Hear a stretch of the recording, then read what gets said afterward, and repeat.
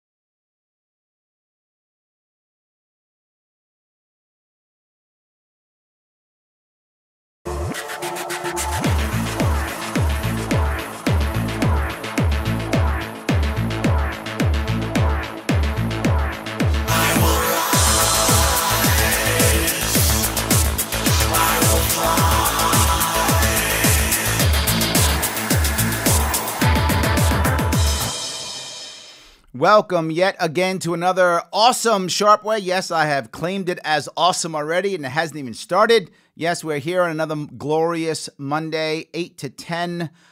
Guys, thank you for tuning in. I really appreciate it. I just got back from over in Hawaii. I was hanging out with Libertarians over there, and now I'm back. Came in this morning, and I showed up for you this evening because I care. So guess what? You can show up for me. Yes, you can. You can join this program this evening by calling 573-427-5463.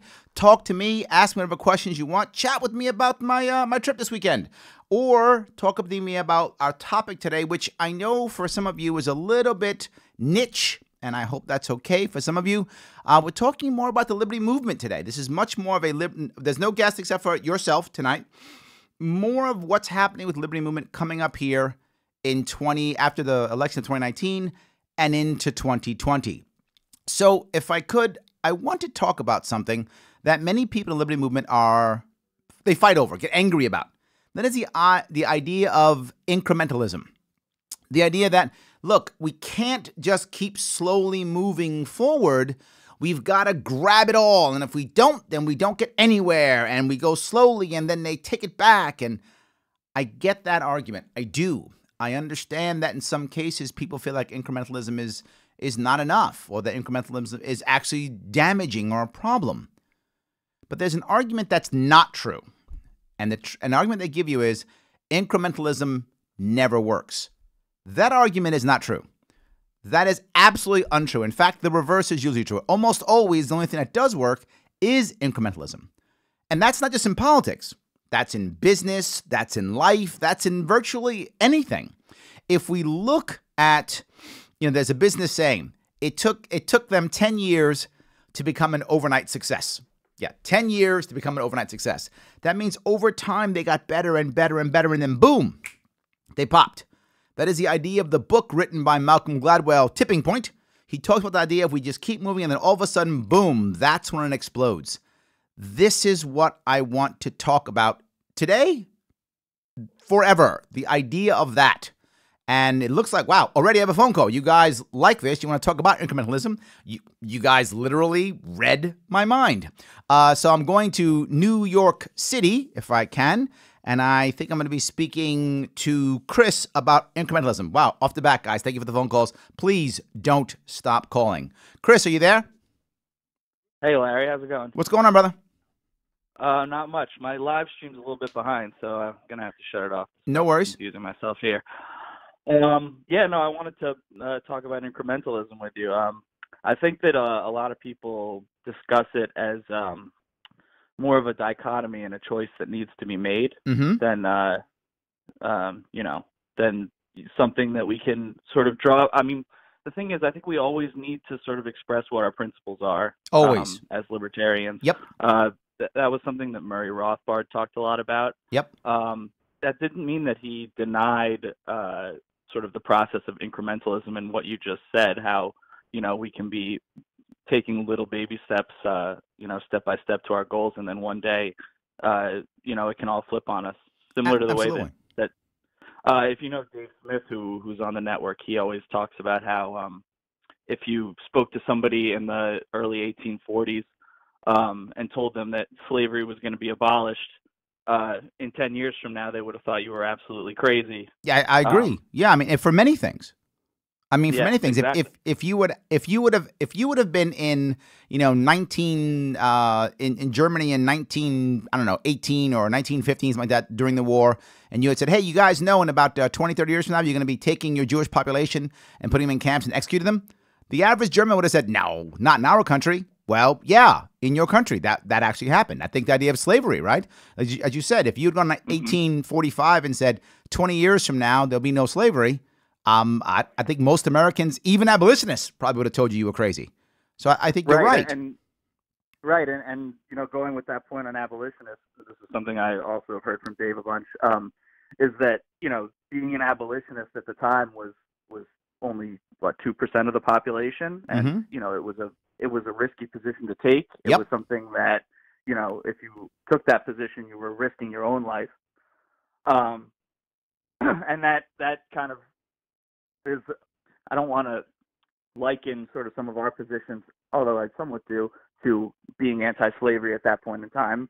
But no, it isn't as dangerous. It is as radical, just not as dangerous. Right, exactly. Yeah.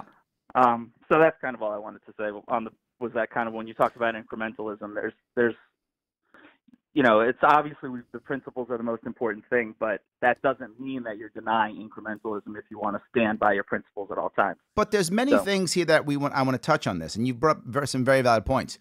One of them is, I think you do have to look at it based upon each thing that's happening, right? Each individual situation is a different situation. Right? If you're an abolitionist, would you be okay with, well, let's just have, partial slavery? Probably not, right? You probably wouldn't be okay with that. But would a first step, say, be trying to block laws that would force people in the North to surrender slaves to the South? That might be a first step. Yep. So it depends on a situation. Yeah, right? So even though blocking that law wouldn't have ended slavery, that's still the first step. Now, would I accept partial slavery? Probably not. That might be a line in the sand that I probably wouldn't be willing to put. I'm going to make sure I've got to push past that, right? So I think each one also is separate. So the idea of legalizing drugs, right, in our case, say something like that, as radical as that, and to most people in America, legalizing all drugs is a radical idea. Most Americans believe that's insane and radical, and that's fine. They can. Doesn't mean I have to push for only that. Will I accept cannabis first? Yes. I'm not going to go, no, if you don't legalize everything, then cannabis stays a Schedule I drug. Of course not. I would accept the move towards it by still saying I think it would be better for all of us if we eventually went down that road. In that case, I would take incrementalism. Right. And Murray Rothbard actually made this point with taxes, too. We're never going to accept a tax as legitimate. But that doesn't mean that I'm not going to take, if a reduction in the tax rate is proposed, that I'm not going to support that to the fullest extent. We'll take anything that goes in the direction of our principles is what we need to do, essentially, to at least have a strategy that moves us in the right direction, I think. Well, this has been the point that I've been bringing up forever, right, on this incrementalism piece. And I bring this up specifically. You don't have to give up your principles for it. Absolutely. Well, this is the point I've been bringing up because of what happened in New York this year, right?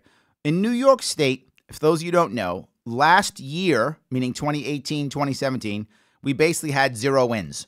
Zero wins. We had 0 wins for decades. This year, we had... I voted for you.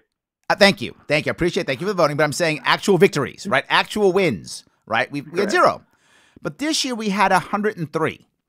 103 actual wins. Now, out of those 103... 96 of those people were cross-endorsed, right? And those of you who don't know about New York State, we have fusion voting here. And fusion voting means you can be on multiple lines. You can be on the Republican line and the Libertarian line, Democrat line and Libertarian line, Conservative line and Libertarian, etc. You can be on 2 or 3 lines if possible, sometimes 4 or 5. So I know it's odd for most people who don't live in New York State. I think only 7 states have fusion. I could be wrong. I'm sure one of you will call in and correct me if I'm wrong. But I think it's 7 states that actually have fusion available. So in New York State, there are 96 who are just cross-endorsed.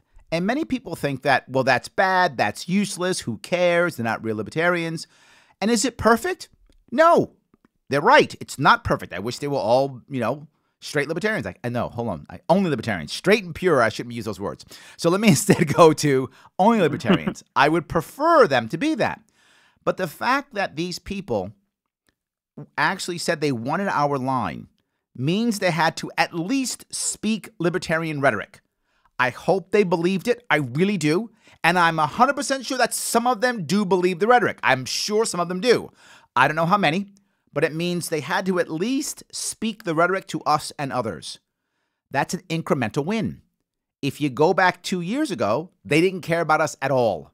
They did nothing. They were like, who cares about these guys? We don't care. Nothing. Now they have to, at a minimum, pander to us. While again, not a win, it's a movement in the right direction. More people are talking about our movement and what we're doing. On top of that, we had actual 7 wins. I'm sorry, go ahead. Yeah, you've made this point before also, and to kind of go off what you're saying, and a lot of, people who are libertarians or hardcore libertarians are very passionate and, obviously often have opinions about a wide range of issues, and they're very, concrete in the philosophy, and they feel like it's a very pure ideology. But really, when you're talking about trying to get new libertarians, for them to get there, it's going to take them getting there on their own. Absolutely. Really. It's going to have to start with the issue that matters to them. Yes. And then if they're going to really adopt our principles and potentially go all the way with it, get into that ANCAP land and some of the people who consider themselves more pure in the ideology, that's something that a person has to do on their own. I completely agree. You can't beat them over the head with it. And this is I've learned from experience. I look at myself, right? When I first came to the party, I came to the party not through someone like a Mises or Rothbard. I came to the party through Gary Johnson in 2012. That's how I came to the party. Exactly. Yeah, so when I came to the party in 2012, I thought Gary Johnson was a radical. Right? To me, that was a radical. Now I think I'm more radical than he is. But I think at that point, to me, from where I was in my world, that was a radical. Whoa, he's saying stuff I hadn't heard. He's saying stuff like, what? Who says that? That's what? You mean government doesn't have every answer? Oh, I was more ready for a Gary Johnson type of message than I was for some of that more hardcore type of message at the time. Absolutely. And so, if I put myself in someone else's shoes in that position, Gary Johnson, especially if somebody's considers themselves political or interested in politics, but is kind of used to being exposed to the mainstream angle of things, you kind of need to take them from that side. But to be clear, that doesn't mean all our messages should be that way, because some people respond to a hardcore message, right? Some people, you say abolish everything, and they go, yeah, oh my God, who are these guys? So I don't want us to only be the people who message like Gary Johnson. I want us to be that also, but also every other type of message that goes around. The hardcore ANCAP message lands with people also, right? The anarchist message lands for people also. Whatever that message might be, I think we want all of our messages to go out there to touch people wherever they are, right? Wherever they might be. So in my case, an anarchist message in 2012, I wouldn't have heard it. I couldn't have heard it, but I could hear Gary Johnson. Right? Where someone else would hear an anarchist message and say, I'm in. Oh my God, I've been waiting for this my entire life. So while that was right for me, I don't want to limit the movement to only that type of message. Well, I'd like to point out one other thing about the anarchist message is that it's something that now resonates with me very highly. Absolutely. At the time, it kind of, when I would see it, I would kind of get interested in it, and then I know you're probably aware of this, the way that it's really slandered in the mainstream. Absolutely. People hear anarchy. That would really knock me back for a long time. It took me a long time to break through that and realize that absolutely I can actually, and a lot of it was what I would see in public media, and a lot of it was just how my friends would respond to what I was saying. Absolutely. And things like that. Well, the average American hears anarchy, and then they hear chaos and violence. That's what Right. they hear, right? When you say anarchy, they will often hear chaos and violence. I think you're right, and it's words that we sometimes have to choose. What message we say. So yes, I appreciate the call. Thank you so much, Chris. Thanks, Larry. I really appreciate it. Great talking to you. All righty, have a good night. So yeah, guys, we have to worry about all the messages, right? This is how we will slowly grow the movement. And whether you're someone who wants to be part of the actual party, someone who just wants to be an activist, someone who wants to run for office, somebody who just does their own thing and just feels like they're part of it, all good. I think these are all important aspects of the movement. Let me go, if I could, I'm going to get out of New York and I'm going to head over to Texas and I'm going to chat with Gregory from Texas. Gregory, how are you? I'm just fine. How are you, Larry? I'm doing well. What's going on? I'm going to pull on a few threads, and hopefully you see what I see. Pull away. I see some interesting things happening in the liberty movement right now. So you're a really positive voice, and while the Libertarian Party is not the liberty movement, it's probably in the best interest that it be the most representative party for liberty. Wouldn't you agree? I would. You've worked through the Libertarian Party. You ran for governor. You continue to give up nights and weekends speaking for other libertarians. That's correct. Absolutely. I do think they're separate. I agree with you completely. The Liberty Movement is not the Liberty Party. They are Libertarian Party. They are, I mean, in my view, and not everyone agrees, the Libertarian Party is the mainstream political arm of the Liberty Movement. That's how I see it. Yes. So some interesting things are happening in this space. So Maj Touré recently ran in Philadelphia, unfortunately unsuccessful, but was a good, strong voice in the liberty movement. Yep. He paid his own price, right? He gave up income earning opportunities. He put himself out there, and I know the feeling. He was so this is one thing. He was originally going to be the keynote speaker next year in Austin. Yep. Some things happened in that space. Yep. You're now the keynote speaker. Yes. But he still believes that on November 13th, he posted a nice picture saying feeling cute, might take over the Libertarian Party later. Yep. Which I thought was cheeky. It was. So Dave Smith, right? Yep. He's a voice in the liberty movement. Absolutely. He feels the Libertarian Party could do better, so much so that he debated Nick Sawwork at the Soho Forum. Yes. He made an important point in the resolution that the Libertarian Party is chasing votes when it could maybe chase converts. Yep. And then Nick made a fair point that, if you don't like who we nominate, you need to participate in the process. Mm-hmm. Which brings me to something interesting I heard last week. Tom Woods had Scott Horton on. Yeah. Tom Woods is, he's been at cross purposes with the party in the past. He has a little bit of a fraught relationship. Yes. He now has a Libertarian Party affiliate link. Yes, he does. He's recruiting people for the party. Scott Horton has a lifetime membership. He's been at cross purposes with the party. He is now asking people to join the party because I think everyone sees the party, for as flawed as it has been, with 2008 possibly being a nadir in the party, is still probably the best means to affect change, at least at the political level. You brought up a lot of stuff. I gotta cover a couple of these because you brought up so much. Let me first, but they're very related, right? Everything you did was related, and you're pulling it from the same string. But you're right. Yes. The reason why, and I've said this publicly, this was in a Reason magazine article when I get interviewed. I've called the Libertarian Party literally a dumpster fire on wheels. But then I say right afterwards, without it, we're walking. So I stay on top of it and keep trying to put the fires out. That's what I do. You're totally correct. It is not perfect by any means. There are lots of problems with our movement. I say it all the time. I critique the Libertarian Party while still giving us hope for the future because I see us getting better. But we have a lot of problems, right? The Maj issue. Maj dealt with the same thing I dealt with, right? Everyone was like, and I'll give you two different parts of our party. The first part was before I began to run. When I started talking about running for governor, I had so many people say, Larry, I'm going to support you. I'm going to write you checks. I'm going to support you. I got you covered. So many said that. Then I started running, and all of a sudden they changed their minds. And I found out what they meant was, Larry, I will support you if you run as a Republican. That's what they meant. They didn't say those words. And since I'm not a Republican, I never thought I was going to run as a Republican. That wasn't even part of my worldview. So we completely walked past each other in our communication. So that was a big deal. My first, I guess, lesson when it comes to that. But it was the second piece.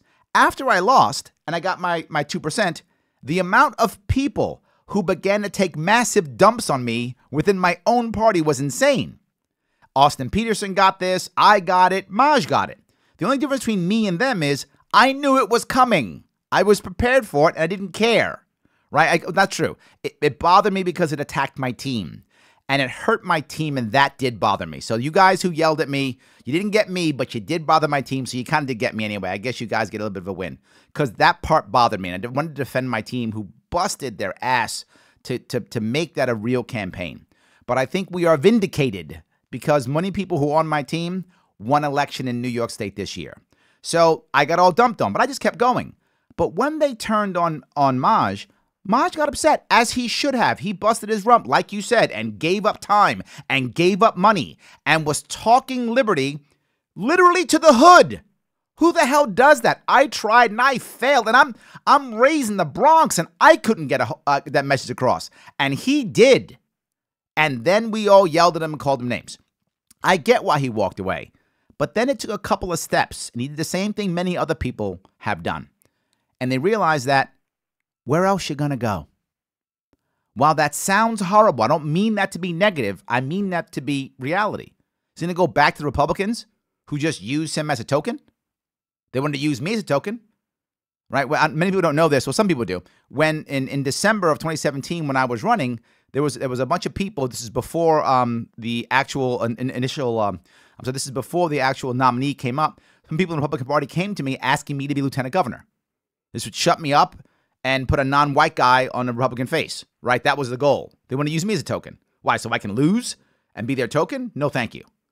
So I think he finds that in the Republican Party. Democrat Party doesn't want him.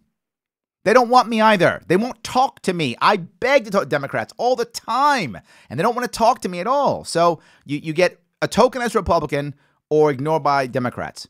Where is she going to go, man? Just being forward. And so I think that's your point. The disaster the Libertarian Party is, and in many ways it is a disaster. It is still right now the best vehicle for change, the best vehicle for hope, the best vehicle for a political answer. Right now is still Libertarian Party. If there's something else, let me know. I'm happy to hear it, but this is what I got. I'm doing my best to fix it. That's number one. But the second thing you talked about, the idea of counting votes versus converts. Right? You brought up a lot of stuff, brother. I'm going to try to cover it all. All right. So votes versus converts. I think you can do both. And here's the example I'll give you. I was in Hawaii this weekend. And when I was in Hawaii, I was recognized in the airport. I get recognized in New York often, once a week or so. Someone recognizes me in the street, take a selfie, whatever the case may be. Happens often in New York. Doesn't happen that much outside New York. Here or there, but not that much. So being recognized in the airport in Hawaii was impressive. I was happy there. I was like, wow, it's working. Guy said he saw me on social media. I said, so are you Libertarian? He said, no, I'm a Republican. I said, oh, okay. I said, do you ever support Libertarian candidates? He said, yeah. He goes, I think he said he voted for Gary Johnson, if I'm not mistaken. Home run for us. That's not a bad thing. Did I get the guy to join the party? No. Might he one day? Maybe. But he would vote for Libertarian and already did at least once. This is starting to change minds and converts without having people join the party. So candidates can do that, right? Candidates can gain converts without necessarily getting someone to join the party, or sometimes not even gain votes, right? I've had people here on the Sharpe Way who now are talking to us and opening their minds and have never voted for Libertarian, so they're even thinking. I go to events throughout New York State, and very often, you might know this, I show these online, and I'll have people who show up to this day, this year, who've never voted for me, but show up to the events because they're starting to come. So I absolutely think you're correct. We can do both. This also is not a one or the other. We can gain converts and we can gain votes, both. The advantage to a vote, though, is once you vote Libertarian, you are now open to do it again. That is that step, that commitment that will get you to the next step. So I think that's definitely something to think about. But there's something else. There are people who think that we have to just win hearts and minds and not worry about party. And again, I say, you can do both. If I'm bringing people to kind of hear my ideas, and the thing you'll see I do often, I'm sure if you pay attention, I do it often. I'm always trying to not just talk about philosophy. There are literally a bazillion shows that talk about philosophy, of libertarian philosophy, and books and all kind of stuff. I don't have to jump into that. That's so what, right? There's tons of that. The thing I try doing is actually giving real solutions. When I was in Maui this weekend, we had what they told me was the largest libertarian event in Maui in 5 years. That only meant about 40 people. But still, it's a big deal in Maui. It's a big deal. We're about 40 people there. And they asked me questions that you would think, what kind of question would they ask? I'm not joking. Everything from how to fix potholes in a libertarian manner to how to defend the country in a libertarian manner. And as I answer those questions and give them real answers, you can watch them begin to change their minds. The way we win hearts and minds is not through philosophy. It's through answers that solve people's current problems. Then, as you said, then they go and begin to learn their own philosophy and go where they want to go. So I'm sorry, I covered a lot, but I just wanted to cover everything you talked about. No, I mean, I don't think we're in any disagreement. The final place I wanted to get to is, do you have your own LP affiliate link? I don't know. I don't do my own social media, so I actually don't know. I might. It's possible. Maybe. Now my team is listening right now, so if we don't, I'm sure we will. So I don't actually know if we do. I assume we do because we have registration. Yes, we must, because on my website, we have a way to donate and also to register. So yes, I assume that we do. Yeah, I think so. So you have one. Now Tom Woods has one. That's a big hurdle, Tom Woods. Yes. But the same thing. Can we get Dave Smith one? He realizes that this is the answer. And I'm thinking a gentleman's wager, right? Who can bring the most members to the party for some representative time, or even better, who can bring the most lifetime members? Yeah, no, it's not going to be fair. I'm going to win that one. I'm the most active of them all. I'm going to win that one. It's not fair. It's not fair. I don't know. Tom uploads 5 days a week. So that's true, but he's not going to be as dedicated as I am. He has a much wider issue. I'm on a mission. It's different. I got him. I'm going to beat him. I'm on a mission. So anyway, I want to say thank you for the call, my friend. I appreciate it. Thank you. Have a good night. Have a good one. All right. I want to head to Arizona if I can. Maybe going a bit off topic. Let's talk about Northern Ireland, but maybe it's good anyway. We'll see. Want to grab Rodney. Rodney, how are you? Rodney, you there? Yes, sir. I'm here. Hey, what's going on, my friend? Talk to me. Very good. So my question, Mr. Sharpe, is this. This year, Nancy Pelosi, Speaker of the House, made it clear that in the Brexit negotiations that in Northern Ireland, any move to put a hard border on Northern Ireland would not be accepted, and it was non-negotiable.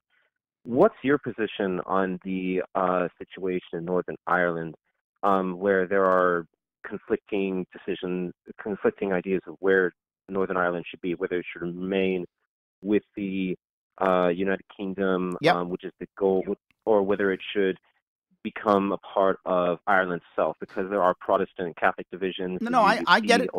There's an issue that most people may not know.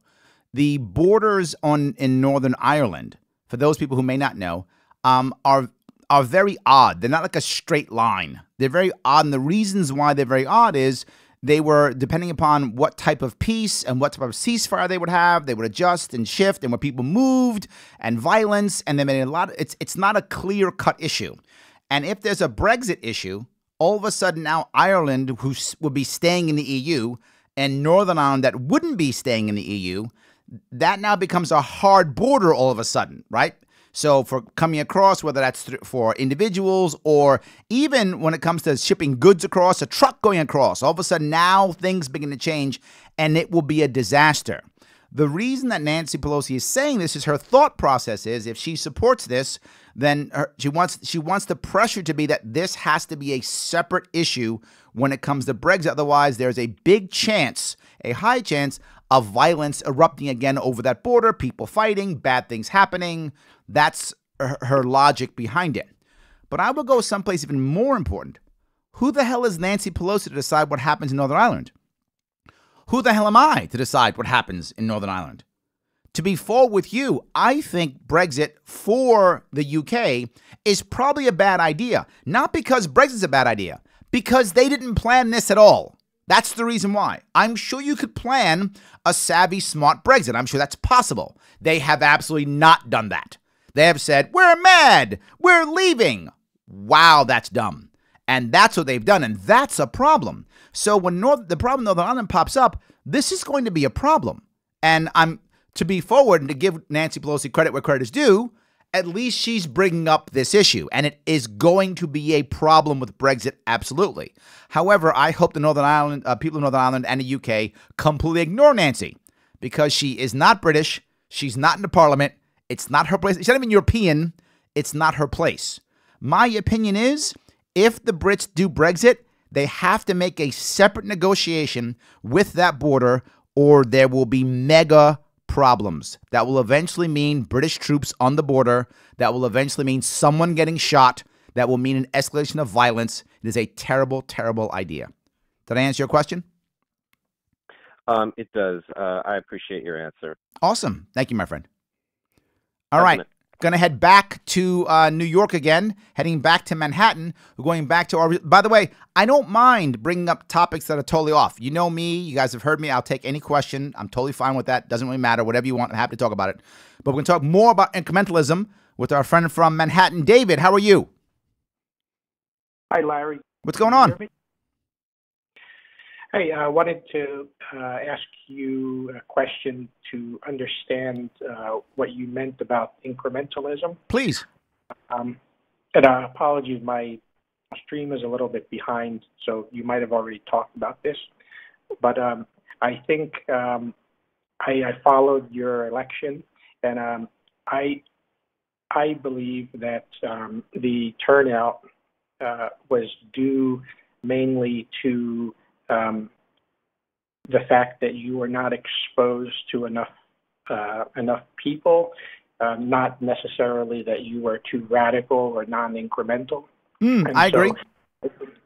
I think it would be, I'm not sure if this is what you meant, but I think it would be a mistake to campaign on incremental ideas because I think people don't react to it.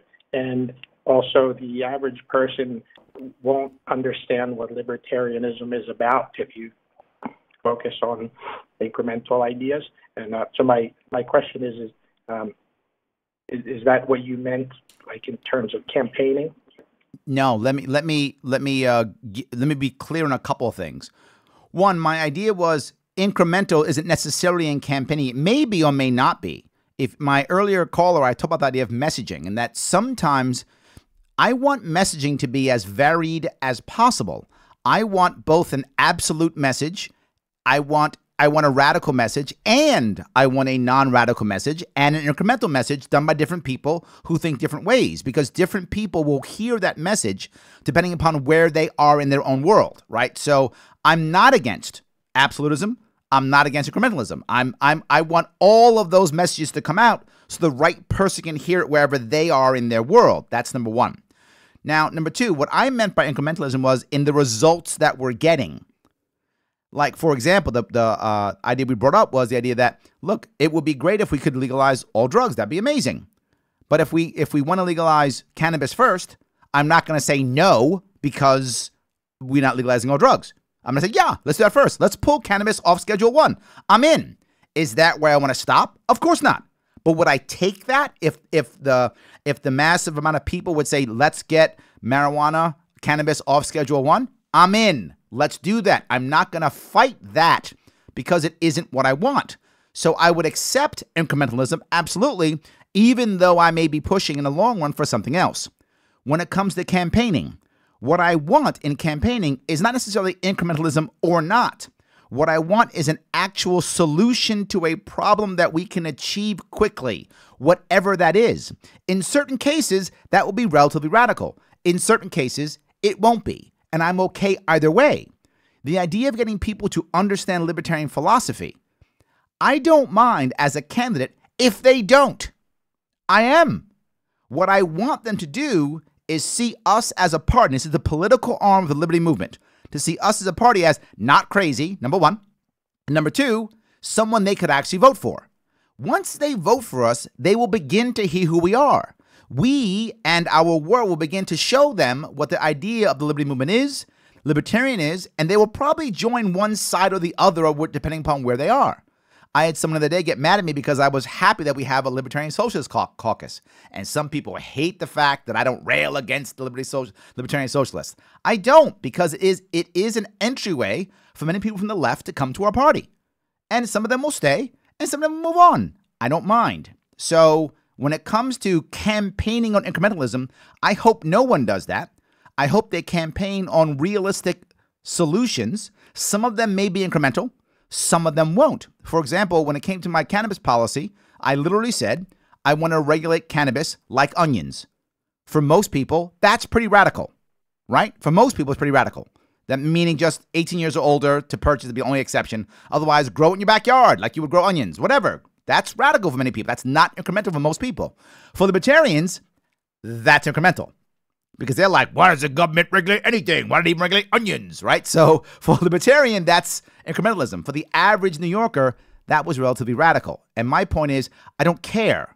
I just wanted to have a solution that would solve multiple problems, that wouldn't cost any more taxpayer dollars, that wouldn't increase bureaucracy, that wouldn't have any force or control. If I can do that, I'm in. Did I answer your question? Yes. Thanks, Larry. Awesome. Thank you, my friend. I appreciate it. All right, I'm going to get a little bit off topic. I'm going to head over to North Carolina. I want to make sure I'm getting all the states in that I can possibly get in. Heading to North Carolina, talking about the 16th Amendment. This is going to be tough for me, guys. And taxes, oh my God. You guys can go down the Constitution road on me. No problem. Talking to Donnie from Charlotte. Donnie, how are you?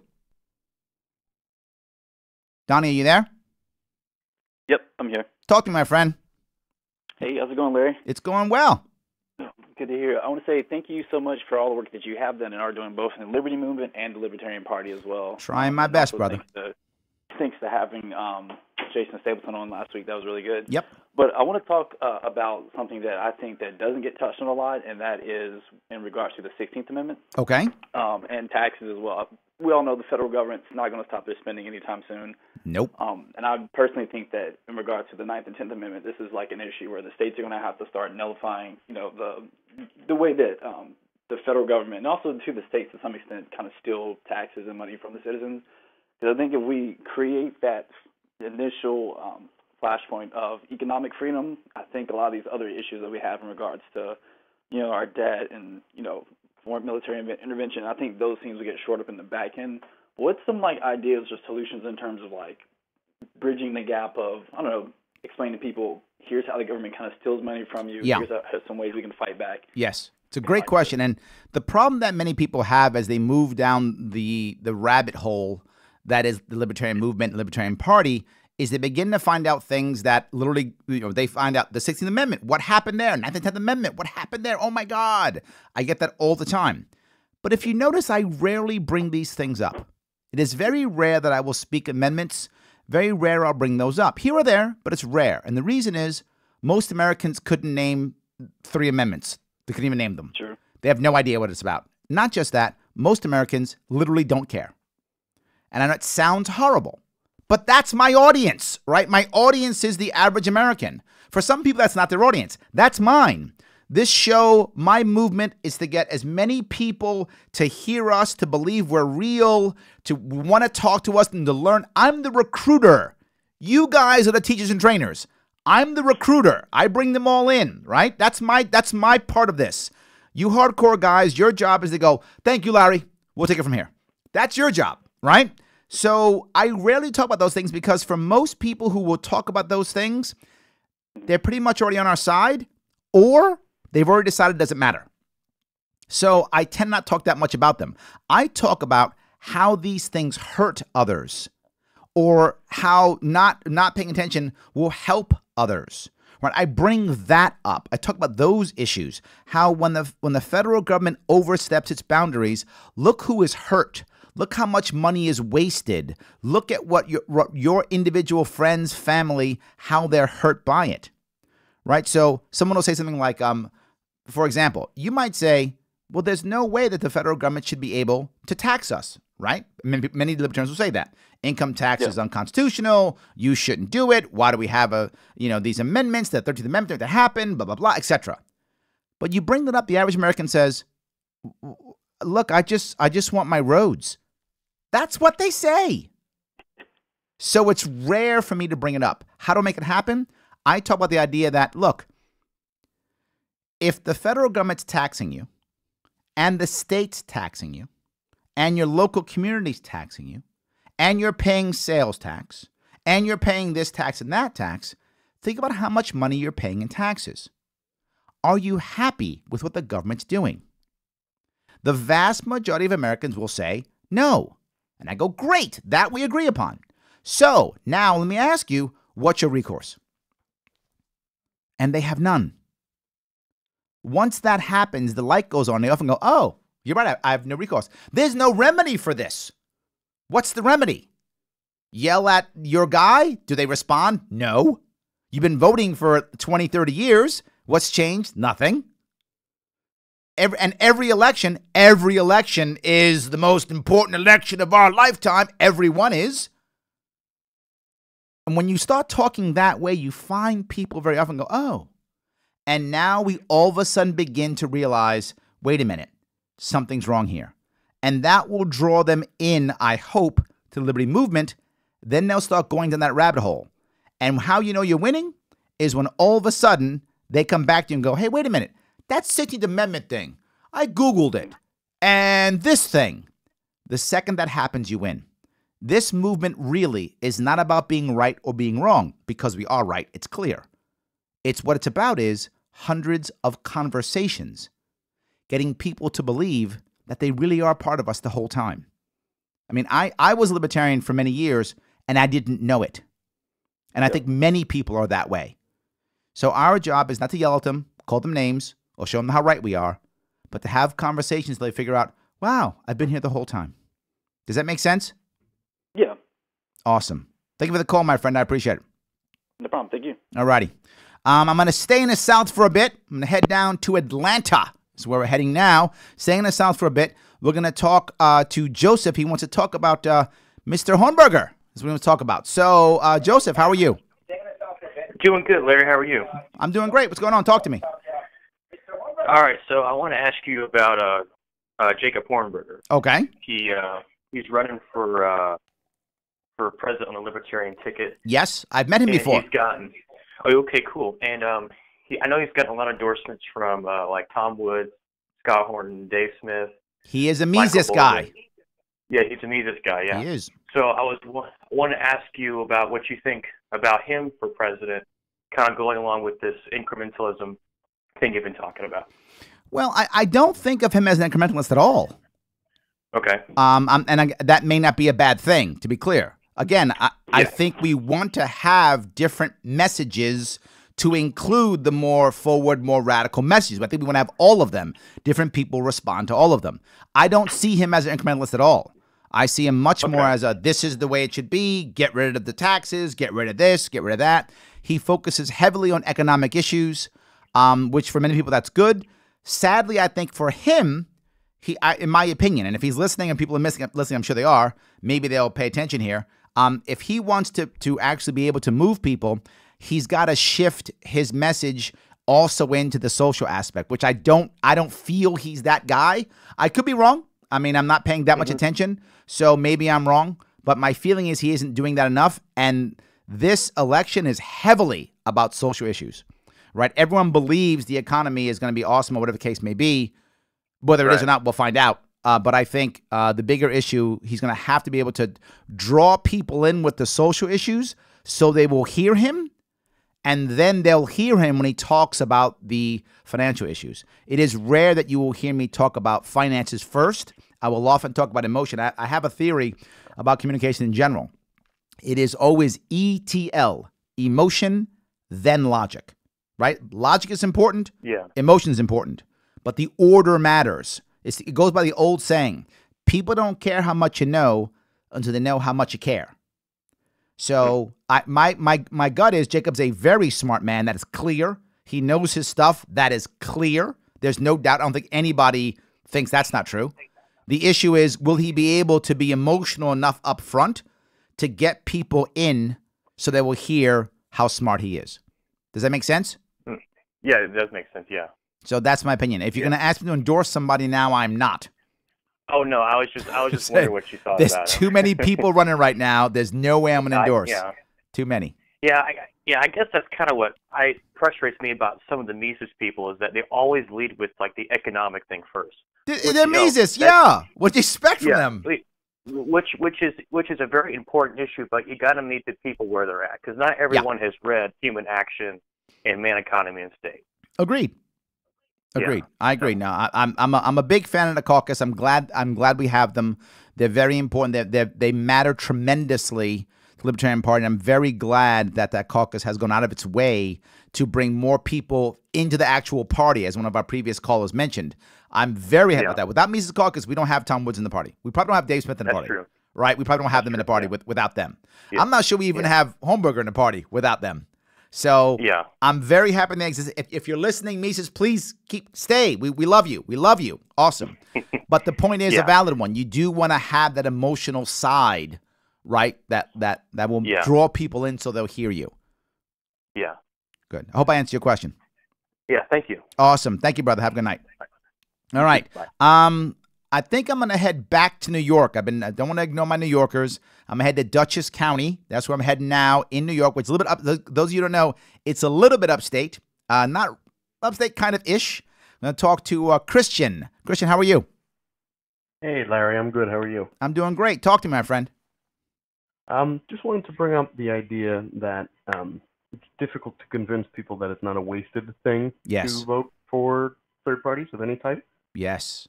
It is. What would you say would be the most effective way? Because it was a difficult thing to convince people of in 2018. I agree. And it was one of the reasons that I didn't do as well as I could have done. I think you're totally right. Many people thought it was a wasted vote. And what I would ask, and what I often say now, right, I get this often. People will say things like, well, why'd you waste your vote with Larry? He can't win. He can't make any impact. And this happens on social media. I'm not joking, probably weekly. Is someone still angry about something and this and that, whatever the case may be? It's often that it happens. And what I would say is this. For those who don't know, in my election, I got 2%. Not a huge amount, right? Enough to get ballot access. Awesome. But not a huge amount. I wanted a whole lot more, obviously, right? 2%. The Republican got over 30%. Now, obviously, those of you who know New York State's a very blue state. The Democrat was probably going to win. Democrat got over 60%. So in this case, the Republican got 30%. Most of the people who, and I use it all the time, who voted either left or right, got exactly nothing. Nothing changed. They got nothing. If you took your time, money, and energy and put it into the Republican Party, you got nothing. Everything the Republican said he was going to do, not only did he not do it because he couldn't, but his ideas are gone. And those of you remember who were in New York, he talked about the idea of a 30% reduction in tax. Where's that idea? Is he pushing it somewhere? Is the party talking about it? No, gone. So what? Oh, going to stop corruption? What happened? Gone. Never heard of it. Gone. Nothing. So it was a bunch of lies to get people to keep the Republican Party second place and to move on. If you're a Democrat, what did he tell you? We're going to get rid of corruption. What happened? Gone. Nothing. We're going to legalize cannabis. What happened? Gone. Nothing. So everything he said lied. Not just that, we're going to fix the budget. New York State has a $6 billion shortfall. $6 billion shortfall. Just New York State. That's how bad we are. If you voted Republican or Democrat in New York State, you got nothing. Zero change. That was a wasted vote.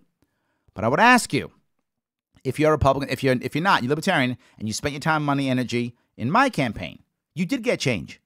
In Western New York, it was libertarians who fought the SAFE Act. For those of you who don't know, the SAFE Act is an anti-gun law in New York State. We fought it to where right now in several Western counties, literally there are DAs who've openly said they will not enforce aspects of the SAFE Act, and some sheriffs have said they will not enforce it at all. This was literally my policy. This was our policy. We brought it up. Not just that, I was the one talking about the Erie Canal. Again, for those of you not in New York, we have the Erie Canal, upstate New York. It is a massive canal that goes basically from Buffalo to Albany. It goes several hundred miles. I think it's about 500 miles, I think. I probably messed it up. But it's many miles. There's like 30 some odd locks on it. It's huge. And it costs us right now in New York State, we lose about $95 million every year. I talked about the idea of making it commercially viable. Well, guess what happened this year?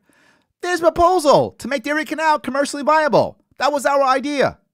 Not just that. In the MTA in New York City, the actual subway system is a disaster. It costs us 4 times more to repair a mile of track than any other major city in the planet.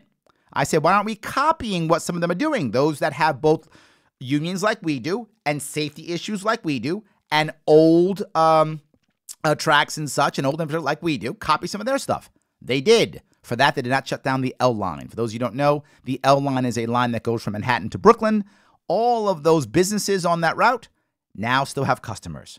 That's from us. That's impact that we made. If you spent your time, money, and energy on a Libertarian Party, on my campaign, you actually got change. Not a lot of change, but some with only 2%.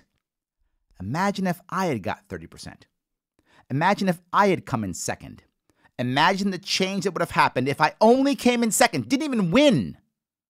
Right? Didn't even win. I predicted that with these red flag laws, there would be a standoff with somebody. It would happen. I said it's going to happen. What happens when someone simply refuses, when someone resists? That just happened a couple days ago. It was yesterday. I was away in Hawaii, so I apologize, guys. I wasn't here for it. But it happened here in New York. And people were like, Larry Sharpe told us this. Yeah. But did the press call me? No. Why? Because New York, you didn't vote for me. If New York had voted for me and I'd gotten 30%, I would have been the first person they call. And I would have been railing against red flag laws in our state right now. Where are the Republicans? Are they railing against them? They're doing nothing. They're doing nothing. They're just supporting the police. That's it. That's all Republicans are doing. Nothing. And they're the Second Amendment party in my state, in theory. They're not in practice. In practice, only we are. Imagine if I'd come in at second, I would be on TV right now saying, see, stop these red flag laws, getting more people to believe it, and turning people more towards a pro-2A state. That would be happening right now. That is how I tell people. You make impact when you vote third party. If you vote Republican and Democrat, which we've been voting for decades, you get exactly the same thing. No change. That is a wasted vote. You can say you've won because you voted for your guy or gal. Awesome. You're a winner. While your state continues to collapse. While our country continues to collapse. That's the equivalent of saying, I hit a home run. And we got blown out 10-1. Does that make sense? Did I lose you? I guess I went too long of a rant and I lost him. All right, so I do rant sometimes, guys. I apologize. But yes, there is a way of saying you're not a wasted vote because you are the only one affecting change. You are affecting others. The third party vote, and I say Libertarian Party vote, allows for other people to be better Democrats and better Republicans. And again, the example I give you is here in New York State. Last year, 0 victories. This year, 103. 96 people who are non-libertarians had to at least focus libertarian, recognize libertarian values, talk about them in rhetoric at a minimum. That's change. They took up some of our ideas. There are better Republicans and better Democrats in our state today because of our campaign last year. Better. It is incremental. I know, but it's incremental change in New York State or none. And remember something, we are the least free state in the union. We get small change here, we get massive change in other states. Think about that. I hope that was a clear answer. All right, want to keep going if I could. I'm going to go back to North Carolina, head over to Eric. We're going to talk to Eric in North Carolina. He wants to go back to our incrementalism idea, which I love. That was what the show was kind of about in a way. Eric, how are you? I'm doing well. Talk to me, my friend. What's going on? So I'm on the LPNC, Libertarian Party of North Carolina. I am the coalition director, development director, and hold on, is this Mr. Routsep? Yes, it is. My brother, I still have your shirt. I wore it the other day. Hey, how are you doing? I'm doing good. Routsep 2018, brother. Yeah, absolutely, absolutely. So yes, incrementalism, absolutely vital for reaching out to single-issue organizations. Yes. I know that with the HRC, or the Human Rights Council or Commission, predominantly with LGBTQ issues, that is absolutely vital. I mean, these are single-issue organizations, and they want to affect change. They're doing it incrementally. And now if we come and play with their rules and we take our libertarian principles and our libertarian values and share in their goals through our methodology, we get more victories. Yes. We get more people working with the Libertarian Party that would have never considered the Libertarian Party in the past. Yes, you've hit it perfectly. And the reality of it is, when those people come, some of them are not going to stay, right? For the sake of the absolutely in any GSM community or LGBTQ plus community, in those communities, many of those people are going to go back to the Democratic Party. I get that, but some aren't. Absolutely. Some aren't, and I'll take any of them I can get. I want them as if I can get 2 out of 10, I'll take it. Whatever I can get, I want to draw them, and you are so correct. The problem is many people say, well, they're just going to go back to Democrats. Yeah, most are. That's fine. If you go to 2A groups, many of them go back to Republicans. I got it. Many do, but not all of them do. You're exactly right. You said it before. You said it before. Once you get them to open up to libertarian values the first time, they're there with us for life. Yes. Even if they're not standing on our party line, they're listening.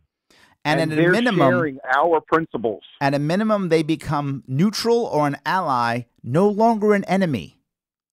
Exactly. That's the number one. No longer, because I still see it, and I'm sure you do too. The second you say libertarian, there's somebody who goes, you guys are crazy, or you want to kill people, or to hell with you, or whatever that thing is, right? They become our active enemy.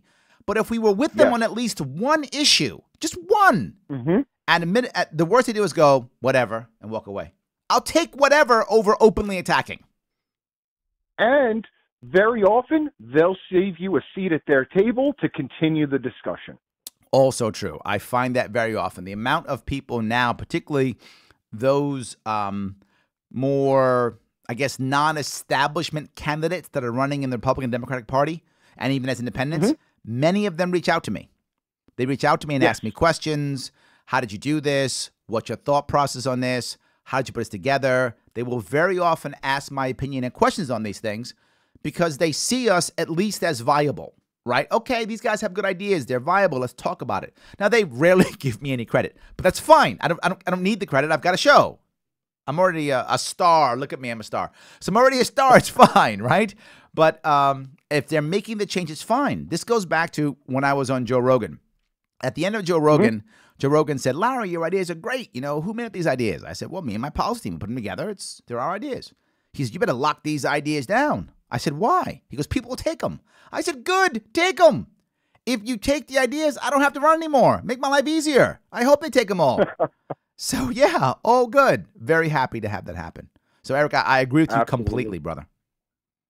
Yes, we need more of it, and that's going to be the victory. But I also agree with you. We need also the people that want it all instantaneously, because that's a vital message, and that proves our principles and our ideals as well. So that's very vital to have as well. Absolutely. And even though, again, the critical point is, if you want to accept an incremental place, it doesn't mean you give up on the goal, the end game. It doesn't mean you give up on the principle, right? If we're turning the ship around, I brought this up this weekend, right? Our nation right now is lockstep marching towards oligarchy, if it isn't there already, right? I mean, it's literally going right towards it. I just want to turn the ship around. Let it face that way. Let's do that first. Once it's facing the right way, then we can start, deciding exactly where we're going, where we're going to stop, how we're going to move forward. Let's go the right direction. I said this years ago. It had to be maybe 2017, 2016. I forgot when it was.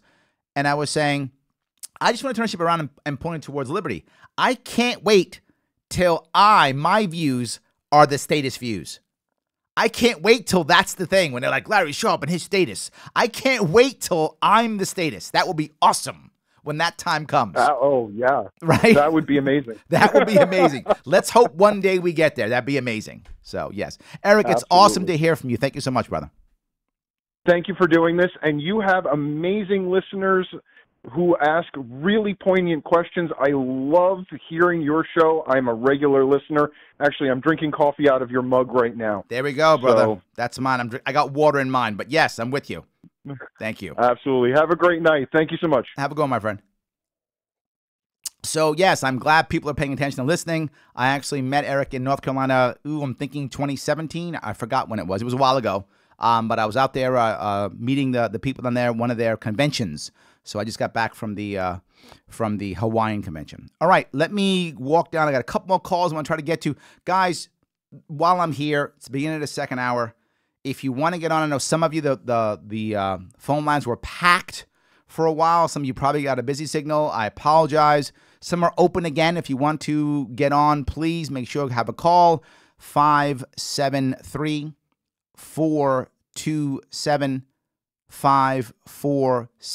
to be in the program to chat and ask me any question you want, whether it's about incrementalism, the 16th Amendment, or Northern Ireland. All good. Happy to talk about all those things. All right, I want to grab Russ if I can. We are now heading over to Illinois. I am staying out of New York for a bit, but I'm going to chat to Russ from Illinois. I think we'll talk about Democrats and Republicans. I like that. This is always a good time. I want to talk to Russ now. Russ, how are you? Russ, you there? Yeah. What's going on, my Larry, friend? How are you? I'm doing great. Good. So I wanted to talk to you just a minute about. I love the first half of the show where we're talking about incrementalism. That's certainly something that you were pushing for with the New York race. But the second thing that I wanted to talk to you about. Hold on, is this Russ from my policy team? Yeah. Russ, my brother, how are you? Well, my friends are calling today. It's amazing. Thank you, guys. I appreciate it. I love it. Someone's paying attention. Well done. Yes. Yes. Well, yes. It's not. You don't require that the show is mandatory viewing, but we all want to watch anyway. I love it. And for those of you who love my policies, Russ is a part of that team that puts together my awesome policies. It's not all me. I know you all think I'm super smart. I am. But no, the policies are not just mine. They are a group of people who get together and care, and we chat and talk, and we come up with great ideas, and Russ is part of that team. I'm sorry. Go ahead, Russ. No, that's all right. So one of the things that I wanted to talk about, or I was hoping to talk about tonight, was one of the reasons that the Republicans and Democrats are going to attack us so hard yes. In the presidential race. Yep. And that is we are becoming more socially acceptable. In other words, the reason that they're giving us marijuana, the reason that they're reforming criminal justice in this country is because they recognize that we have a point. Yes. And libertarians make up between 6 to 9% of the national vote, even though we only get 2 or 3% nationwide. And what they're trying to do is I believe that they're trying to make this continued game theory. In other words, you can only have option A or option B. Yes. And the more that we grow this party, the more that whole game theory comes into starts to fall apart. Let me bring up both left and right in this case, both of them. First off, one that was obvious and one that wasn't. The one that was not obvious is the Democrat one. It was all of a sudden Hillary Clinton comes out and attacks Tulsi Gabbard. Remember that? She comes out and says, Tulsi Gabbard's going to be a third-party spoiler.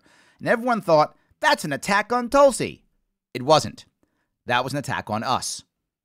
And what she did was she said, because she knows that libertarians, when it comes to libertarians, there's a chunk of us who really like Tulsi Gabbard. And she was worried that Tulsi Gabbard might run as libertarian. But she's also worried that maybe some Republican who loses in February might also come over and run libertarian, whether it's Joe Walsh or Bill Weld, or I know people got mad already. I just said Bill Weld. But whatever, it might be anyone like that who might come over, right? They know that's a possibility in our world. So, of course, she knows that, to your point, right now, this is going to be a very close election. We know this already, right? Unless something crazy happens in the next, 6 or 9 months, this is going to be a very close election and decided in probably 4 or 5 states. Most people agree with that right now, as of now. Who knows what will happen in the next 6 to 8 months? But as of now, people will believe that. Well, to your point, 6% or 3% could decide a state, literally, could decide a state. And that could put someone in the House. I mean, in the White House, right?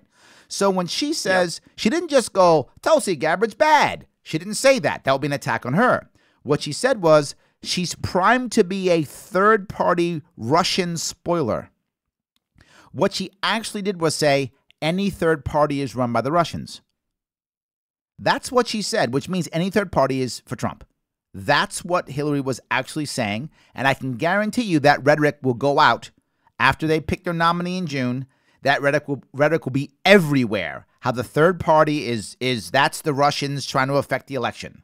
That will be the excuse if Democrats lose, right? If they lose, that'll be the excuse. If Democrats win, they'll see how we beat the Russians, right? So either way, Democrats will use this as their idea as to why they either lost or how powerful they were if they won. That's what that was. It's exactly to your point. Now, let me go to the other side, the Republicans. This year, Kentucky, right? Kentucky, the governor, the Democratic governor wins by 5,000 votes or so, and Libertarian Party guy gets about 25,000 votes, right? So what do Republicans say? See how the Libertarians spoiled it and gave the Democrats the vote? All of a sudden, now we give Democrats the vote, right? So if you're Hillary Clinton, we give the Republicans the votes, and if we're in Kentucky, we give Republicans the vote. We give the opposite guy the votes. Either way. So they mentioned that, but what neither of them says is, wow, we should have better candidates. Neither of them says that. Oh, I agree. Right? Neither of them actually says we should have better candidates, because to my earlier point, a strong Libertarian Party, a strong third party forces them to have better candidates. And they don't want to have better candidates. They don't want to have to actually do anything or be responsible or actually do what they say. They want to be able to have rhetoric that attacks the other and then scare you into the A or B, as you mentioned, and then all of a sudden, boom, it happens. I think you're completely correct. That's exactly what happened and is happening in both Kentucky and across the state. Totally true. And what it means is that we're winning. We're winning. Oh, I agree. Now, New York... Go ahead. I'm sorry. Go ahead. Oh, I was going to say, because we undervote, in other words, our actual followers don't actually vote for the party. They tend to... I think the majority tend to stay either in the R&D camps. Yeah, they get scared.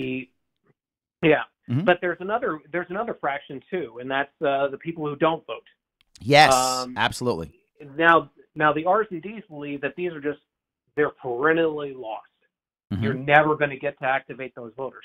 What we have found is that if we go out and we talk to some of those voters do actually come out and vote for you. Absolutely. You saw it happen in New York. Happened. Yes. Right. Every single time I would go out to an event and ask that question, many times people would say, I registered for the first time. I registered the first time this year. I registered so I could vote for you, Larry. That happened often. You're right. Right. And so I would encourage all those Libertarian candidates that are out there for 2020 to go out and actively seek out those people that they're registered to vote, but they've never actually voted before. Yes. And they don't vote in the Republican or Democratic primaries. Yes. Go talk to those people, because those people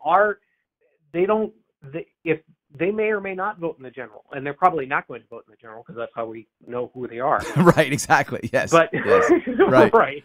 Absolutely. But go out and talk to them. And if you, because the R's and D's aren't. Yes. They're not going to waste the candidate's time Absolutely. going to that house that never votes. That's but exactly if you right. Go to that, if you go to that house and meet with them and learn what their issues are, yes, I bet you at least you'll get half. If you look you'll get at half of the people. You look at some of the voting from my election last year, right? There are some parts of North Country in New York, and those who don't know, North Country is the part close to the border of Canada in New York State. That area where I got 28% of the vote in certain precincts. Why would I get 28? That's a massive amount of vote. Why so much? Because I was the only guy who showed up there. Literally, that's the reason. No one else bothered to show up. I did. And I talked to those people you talked about exactly. I talked to those people, asked them what they felt, had answers for them, and they went, I like this guy. And they voted for me. So I think you're totally correct. I think the data from our last election proves you're absolutely true. I appreciate that. Thank you, Russ. I appreciate the call. And yep. And Go ahead. Somebody else talk. Oh, okay. I was going to say, last thing, that doesn't only happen in New York. We saw that here in Illinois, too, where we had better results just talking to people who never actually voted before. You mean the motivated and awesome Cash Jackson? Not only Cash Jackson, but the awesome and motivated Steve Dutner. Oh, yes, him too. I love him. Yes. He didn't run for governor. What did he run for again?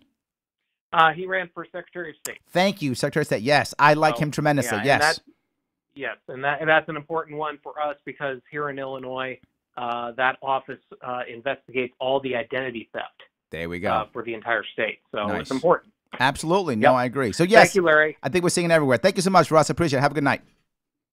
Yep, you too. Bye. All righty, great. I want to grab, I'm going to go out of country now. We're actually going to the Dominican Republic. We're an international show. See that? You guys thought we're just New York? We're across the country.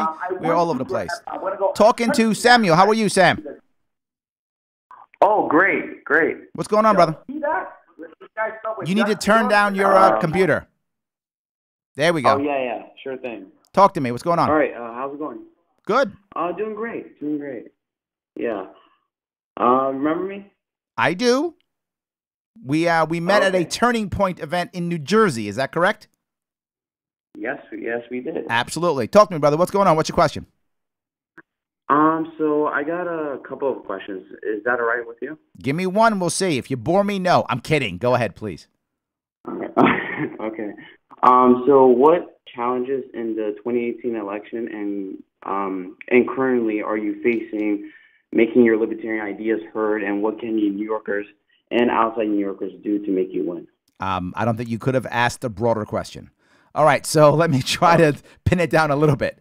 One of I'm not really, look, in 2018, I was trying to gain votes more than anything else for myself, right? And people ask, Larry, what are you doing now? You're not running for anything. I'm trying to get votes for others, right? I'm trying to get other people to gain those votes. I'm trying to do what I talk about often, right? I'm trying to be the change that I want to see. People often fight, and for 2018 and 2020 and 2022, we talk about what's more important, the top of the ticket or the bottom of the ticket. Now, the top of the ticket is like governor, president, senator, top of the ticket. And the bottom of the ticket is that local, that city council, that assembly person, that kind of thing. And what's more important? They're both important. This is not one or the other. The top of the ticket tends to get the most press, and the bottom of the ticket tends to have the best chance for victory. The goal is to get the press to go down. So top of the ticket has support, bottom of the ticket. That's what I did this year. I got some amount of celebrity, a minor amount, but I'll take what I can get, a small amount of celebrity in New York State from running for governor. I then took that and went across the state and tried to give some of that to others, to get the press to show up, to get people to come, to help people give money. So I was supporting the bottom of the ticket, and I think that's a big reason why we got so many victories this year. So what is my challenge? Two things. Number one, enough people to support the way I do, right? The most important thing is to get others to agree and to show up. If you've ever seen me go to an event, and you did, you saw me when I went to the Turning Point event, I actually thanked people for showing up. Showing up matters. Getting people to show up in seats is the biggest challenge. If they actually show up in the seats, we can rock and roll.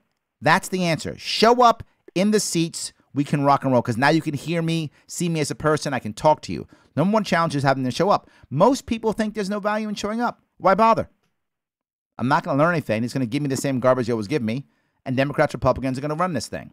So getting people to show up is one of my biggest issues. If I get people to show up, things are going to change. And to do that, people have to, I've got to tell you, I've got to say, hey, Sam, do me a favor, show up tonight. Hey, bring a friend. We don't do that. That's probably my number one issue. And that's everywhere. If you can get people to events, you can get them to the polling booth. Bernie taught us this. Trump taught us this. Trump is still teaching us this. He's still doing it, right? Has big rallies and people show up. Bernie still does it, right? These people taught us this in 2016. I tried to copy it in 2018. Clearly, I wasn't good enough. But I tried to copy it in 2018. Yeah. I'm trying to copy with others in 2019. We've got to do it even better in 2020. So there are many things, but the number one thing is getting people to show up. Did that answer your first question? Yes. Okay. Yes. You get another one. And I got another one. Well, you wrote these down. I like that. Yeah. Should street racing be legal? Should street what? Street racing. Street racing. That's a local issue. I think local people should decide what they think's appropriate. I don't think it's not a big issue for me. It really isn't a big issue for me. I think local people should decide what works best on the local streets. If they're happy to have, my assumption is if you put it to local people, they'd probably find a place that people would like to go race. I assume they would. So I think it's a local issue. Okay. And what is your view on Samaritan laws and your view on countries that don't have Samaritan laws, where most people are afraid to save a life because they may be sued by the person that they saved? Wow, you asked some very obscure questions. Okay, no worries. I'm happy to answer them. I like the idea of intent mattering. And as a general rule, when you have highly litigious environments, states, countries, cities, the intent becomes unimportant. All that matters is blame, right? So I'm on the ground having a heart attack. Someone comes over, does the wrong thing, right? The intent of trying to help me is irrelevant. Instead, I died, and I might not have died if something else had happened, so therefore the person's punished. I think that's what you mean by Good Samaritan laws, correct? I think so, yeah. Yes, I think that's what you mean. And my point is, this is human nature, it is culture, and important to understand that intent matters. Difference between, like a murder 1 or a murder 2 or murder 3, I don't know details, but it's basically the idea of, basically, I'm being very basic here because I'm not a lawyer, just be clear. Basically, the murder 1 is basically, I wanted to kill that person, I planned to kill that person, then I killed that person. That's murder 1. Murder 2 and 3, I forgot which is which, so I'm sure some lawyer will correct me. But it's basically like, I didn't mean to kill the person, but then I did. And the other one, I wasn't trying to kill that person, but I got mad, and then I killed them. So all three of those are different forms of murder. The person died either way, but society looks upon them differently based upon intent. And I think if you don't have Good Samaritan laws, then the intent part goes away. It just supports punishment. And when it supports punishment, people tend to not react, right? People who are afraid make bad decisions, or worse, they just freeze. I hope I answered your question. Okay. Awesome. Thank you, my friend. I appreciate it. What is... Oh, you got one more. All right, one more, and that's it. I got people on the line. One more. All right, sorry about that. What is the Libertarian view on the U.S. negotiating with terrorists? Gotcha. All right. I don't know what the Libertarian view is, to be forward with you. I'll tell you my view. Is that okay? Yeah, sure thing. Good. Talk to everyone. Let me say that one more time. Talk to everyone. Talk doesn't mean give in. Talk doesn't mean surrender. Talk means talk to everyone. And let me give you 2 examples. Lincoln said, and he was savvy when he said it, he said, if I've turned my enemy to my friend, have I not destroyed my enemy? Yes, it's fine. Talk to everyone. And I'll give you the biggest example. I'm going to use Godwin's law. Some of you know what Godwin's law is. I'm going right to Godwin's law. Nazis. Right to Godwin's law. Nazis. And people say, you want to talk to Nazis? In World War II, We had a unconditional surrender concept out for both the Nazis and the Japanese, Germans and the Japanese. That was a terrible idea. Why? Literally, and if you guys think I'm wrong, do your homework on this. The Germans tried to kill Hitler over 40 times. Over 40 times. They failed each time. They tried to kill him over 40 times. And one of the reasons why is we wouldn't support them. Enough people in Germany wouldn't support a new regime because we wouldn't talk to them. If we had just talked to them and said, you know what? Give us Hitler and whatever, 10, 12, insert number of guys that we want from them. Give us these guys, pull your troops out of all the countries, and we'll talk peace. They've just done that. We could have ended the war in 1944. Ended the war. Now, well, wait a minute. We couldn't be righteous and bomb the Germans into submission. Yes, but think of all the people who died in the last year of that war.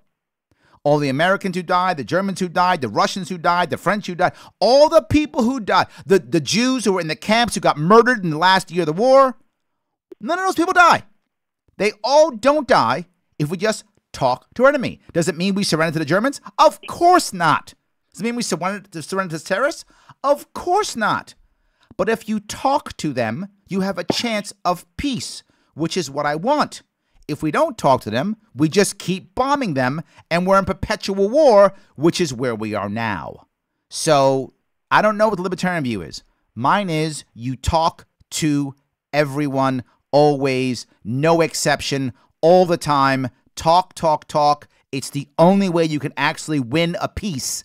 We can win a war and lose a peace. I want to win the peace. That only happens if we talk. Did I answer your question? Yeah. Awesome, brother. Thank you. I got to throw you off now. I got more people on the line. All right. Thank you so much. Have a good one, brother. Talk to you soon. Bye. All right. I want to head over. I'm going to go back to New York because I do love New York. It is my state. I'm going to Orange County.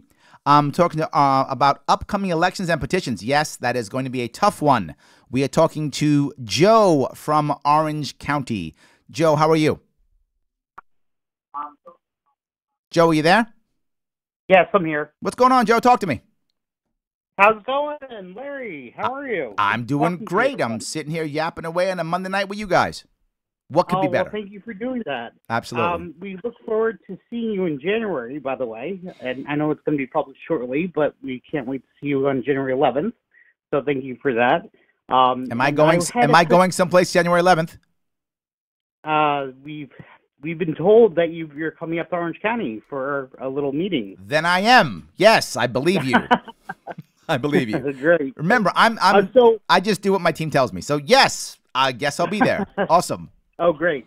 So my question is, because of the upcoming elections for state and Congress next year, I know, for instance, the presidential, the petitions to get a candidate on the presidential ballot starts December 31st of this year. Yep. And then for statewide races, state assemblies, state senate, was February 25th petitions start, and it's only a 1-month window.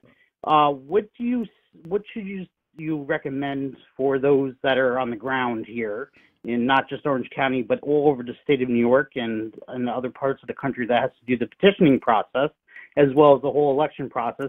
What do you recommend for us to do going ahead? That's a very broad question also, but I'll give you 2 general rules. Number 1, I'm not that concerned, and it's going to sound crazy, but one thing libertarians are really good at is getting on the ballot, getting petitions.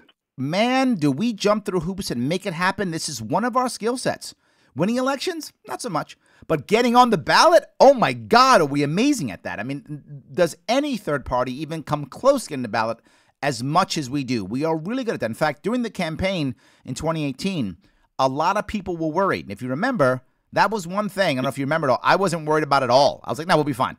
I was worried about getting out there and getting votes. I knew that we had enough lieutenants and captains on the ground who had been through this 1,000 times and knew exactly how to make it happen. They made it happen. What I would say is, if you think you have a candidate who needs to get on that ballot, if you think you want to start petitioning, find those captains from 2018, find them now. Because those captains didn't work very much in 2019 because we easily just checked the box because it was our first year as a party. Those days are over. Now we've got to get petitions and get signatures again. So I think I would find those guys and gals from 2018, grab them again, and say, hey, jump on my team for my guy or my person, my gal, so that we can get on the ballot. You do that, and we'll make it happen. I'm really not that concerned. I know people get worried and go, oh, it's only 30 days or it's during the winter, whatever. I'm not that concerned. We're good at it. We've been good at it in the past. And the best part is, if we have to get libertarians, most New York State libertarians are very motivated because it's brand new and exciting. Most of them will get out and sign those petitions. Most will. We could just have a couple of events. Not just that. If you need guys like me, you need guys like Andrew Hollister, you need us, bug us. I just threw Andrew under the bus, but you just go right to Andrew because he's in Western New York. So I threw him under the bus, but I love him. He knows I do. Get him or get me out there. We'll come to an event and we'll make it a petition signing event. Literally, we'll show up. Hey, let's have an event. Let's do some cool stuff. We'll sign some stuff and we'll do some petitions right then and there. Look, if you guys know what I did, I literally was out there doing petitions for myself also and others. And I would sign it and give it to someone else, or give it to someone else and have them sign for me. I don't care, whatever. Didn't matter to me. I was there talking to people, drawing them in so we can get signatures. I'm happy to do it again. Even during a snowstorm? It will be tougher, but if I'm already up there, why would I care? And people do show up. If you remember, if you look at some of my videos from the 2018 election, I was in Rochester in January. Yeah, there's snow on the ground.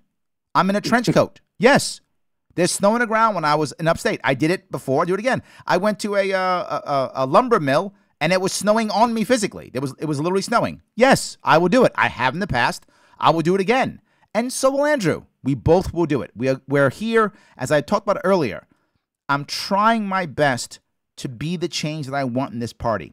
This party's culture has not been a we will support each other culture. It has not been that in the past. I want it to change.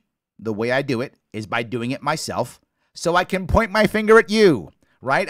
I can't go out there and preach if I don't practice. So I got to practice what I'm preaching so I can point my finger and preach at you. So, yes, I will do it. I'm telling you I will. I know Andrew will also. So we'll get out there and make it happen. I'm not concerned. Okay, thanks, Larry. Have a good night. All right, you too. Talk to you soon. Take care. All right. I'm going to get out of New York for a second. I'm head over to Missouri. I'm going to again, we are not only an international, but a national show. Head over to Missouri to talk about Jason. He's asking about if I'll run again. Oh, no. Uh-oh. All right, so I got to talk about that issue. Jason, how are you? I'm doing well, Larry. How are you tonight, sir? Good. You're going to ask me that tough question. Will I run again? Hey, if you've mentioned that, I apologize, but I was just curious. Are you running again at any time in the future? I have mentioned it often. I don't mind at all. People ask me the question all the time. I may run for governor in 2022 in New York. The odds are good if things go well. I'm happy to do it again.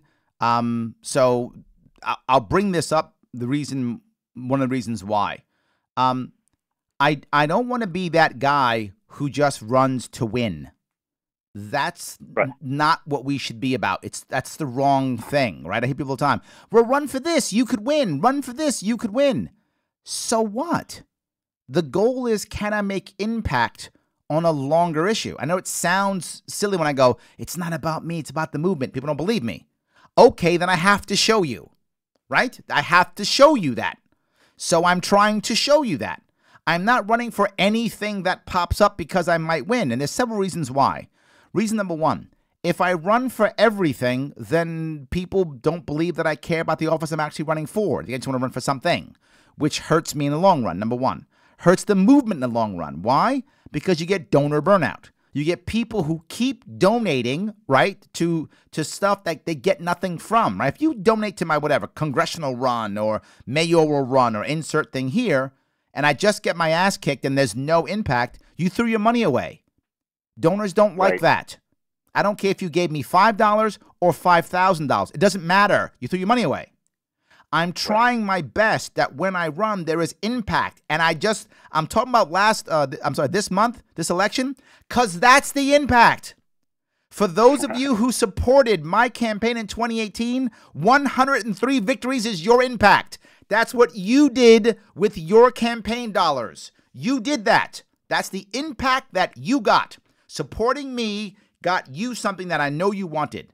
7 only Libertarian, and 96 libertarian-leaning people won in New York State from 0. So I don't want to just run for anything. I get donor burnout. I get activist burnout. I get volunteer burnout. I don't want that. When I ask you for money, and I do often, when I ask for money, I want it to be because you get something. I'm a business guy, which means I've got to provide you value for your dollar. So I don't just want to run for anything for that. Not just that. If I'm crossing New York State, I said earlier that the top of the ticket has to support the bottom of the ticket. As the bottom ticket begins to grow, which it is, again, multiple victories, right? Multiple victories this year. As it grows more next year, more 2021. Now, if I run again in 2022, all of those people are now supporting me. Now it reverses. Does that make sense? Right. So yes, it does. I want us to support. So am I just going to run for anything? No. Would I run for something that has impact? Yes. But I don't see anything right now where I can make impact. If I could make impact, I would consider running. I don't see that happening right now. Now, for those of you in New York who may or may not know, New York State is changing its laws on ballot access. And the ballot access now is, I think it's 130,000 votes in a statewide election. And or 2%. I think that's right. I forgot what it is. Something like that, right? 130,000 votes or X%, whichever is higher, right? That's what they're going for now. People in the state are going crazy. Oh my God, I can't believe it, right? This is going to kill us. We're in trouble. I'm not worried at all. Not at all in New York State. Why? Because we're growing the grassroots now. So it won't matter. That was my entire point for running. I wanted to make long-lasting impact. Out of the 62 counties, we have about 30 county organizations. We only had 16 when I first started running. We'll probably have 40 or 50 by next year. When you have that kind of grassroots organization, when you have multiple victories, getting 100,000 votes in New York State's not hard. In reality, I got about 200,000 already. I mean, they said I made 95, but that wasn't really true. It doesn't matter. The point is I already broke that number in my last election. So whether I run next time or Andrew Hollister runs next time, either way, we will easily break that 130. I don't care. We'll easily break 2%. I got 2%, and I got more than 2%, but that's fine. Doesn't matter. I got tons anyway. We will break it without any question. What I'm doing now is not focus on running. I'm focusing now on supporting. This way I can bug others who run to stay in and support others so we can create infrastructure and create a support structure so that we can draw in more talent to have better candidates, more donors, better activists. Did that make sense? Right. Oh, yeah, it makes perfect sense. I was also just kind of curious that because how does, say, the Libertarian Party, as we grow in popularity, prevent, say, another Howard Stern occurrence that diminishes the credibility of the party? That, to me, kind of, I just stopped even paying half attention to the Libertarian Party when that happened. How do you, I mean, going forward as the Libertarian Party does become more popular, how would you, if you were running at the time and Howard Stern came in and started running, how would you handle a situation like that? You know, to be forward, as a general rule, you can't. I know it sounds horrible and it drives libertarians crazy, but look, Democrats get crazy people running. Republicans get crazy people running, right? Didn't a Republican have like an open Nazi running one time in Illinois or something, right? I mean, these things are we're going to get some crazy person or bad person or non-libertarian running. That is going to happen. As a general rule, we ignore them. As a general rule, that's the best answer. If we out and out attack them, as a general rule, we actually bring more attention to them. So as a general rule, the answer is ignore. That's general. There will be some exceptions, obviously, right? I don't talk about Howard Stern, and I wish you didn't either. But because he was here in New York. So yes, in fact, we actually had a rule we call it now the Howard Stern rule in New York. The problem that we had is our bylaws allowed someone to simply walk in during the convention, write a check, become a member, and be a voting member. That used to be our laws prior to our bylaws prior to Howard Stern. So basically, he just brought all his friends, paid for all their dues, they became voting members, and they voted us out. Now we have a rule in New York State that our convention is usually in April. It's in the spring, usually in April. You have to be a member as of December 31st the year before. Right. That's what we did. So that the Howard Stern issue can't happen for us again. But can some bad person run under our banner? Yeah, probably. Oh, yeah. And the answer is, I would just ignore them. I would ignore them. And then, look, the solution is dilution, right? The more libertarians we have running that are good, solid candidates, when the knucklehead or non-libertarian or bad person runs, he or she becomes they become the anomaly, not the norm. Right. Because we have so many good examples that the one bad person is whatever, move on. I don't think we can stop it. If we try to stop it, we will stifle growth of the party. If we try to stop it, we will stop new people from coming in. We will also stop talent from coming in. So I would rather gamble and be more open, accept that we're going to have some people who don't fit the mold, ignore them, move on. Exactly. And that's good to know. And finally, I got just one last question here, Larry, and I'll let you go and get to other people. A little more serious. On the campaign trail, and this is something I encounter quite a bit, is kind of the people's the Hobbesian idea that there needs to be a strongman in charge. And I work with a lot of blue-collar guys. It's a lot of Trump voters. And while they don't, agree with everything on him 100%, they mostly agree with him, and they think somebody has got to be in charge, and that's been a lot of their, complaints about libertarianism, is it's just anarchy and mass chaos. And so how did you, when you were on the campaign trail campaigning, and people would say, well, yeah, it's the lesser of two evils, but it's the one I know, and that's the one I'm going to vote for. How did you address that? There were two separate issues you brought up here, and let me cover both of them. Yep. The first one is the strongman argument. And there's a part that's absolutely correct. People, human nature, we want to follow the bold. That's normal. Humans want to follow bold people, sometimes off a cliff, but we do want to follow the bold. It's true. You can act bold and not be a tyrant. You can be bold and not want to control everybody. You can be bold and not be a jerk. You can be all those things, right? Again, I try to practice what I preach. Most people who are not in New York don't know how this actually worked.